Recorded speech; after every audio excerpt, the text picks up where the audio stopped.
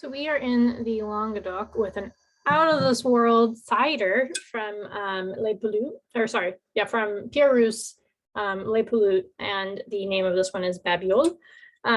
So it's 8% alcohol, which like the minimum is 7% as wine people to be able to import cider versus having a beer license.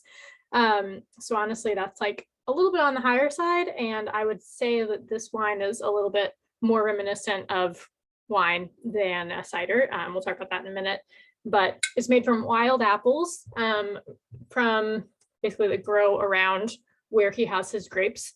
It's like super high up. It's in the Pyrenees, so like, I don't know, 1,000+ meters. And yeah, it's made naturally, obviously, and it's just kind of wild and delicious. So on the nose, it's got this, it's funny because in wine I would say cidery thing going, which isn't that helpful.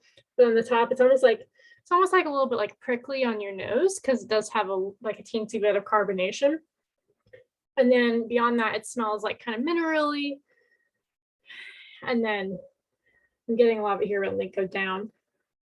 Really down here, I'm getting like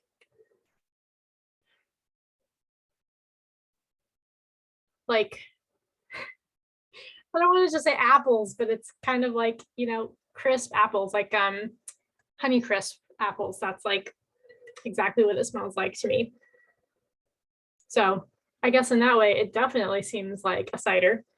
There's also like, there is like a zestiness to it. And I think you could even argue that there's like some kind of like mandarin, like orangey qualities to it here as well.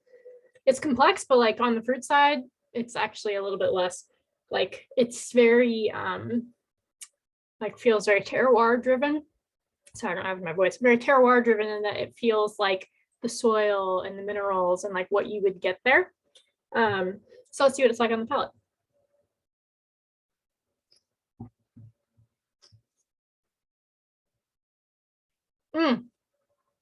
So good. So like it's like pretty funky, honestly, and I'll get into why I think that in a second. But it's got this like super fresh, crisp finish. So like starts out and it's almost got this like blue cheesy like gorgonzola thing that seems a little bit strange initially. It's very light though, and it's got like the mineral aspect to it. Then it kind of just like crisply goes whoop at the end, and it's like back to being cider. So it's a little bit of a wild ride, and it's super fun for like, I think I would know it's a cider just because of that initial smell, but like, man, this is not like any cider you've had before. So as far as pairings go, sorry, trying to drink it. I just said there's like a little bit of stinky cheese in it, which makes me think, you know, throw it with a cheese board. Soft cheeses, stinky cheeses would be amazing here. Any really like appetizer type deal would be perfect here. I think you could put it with, I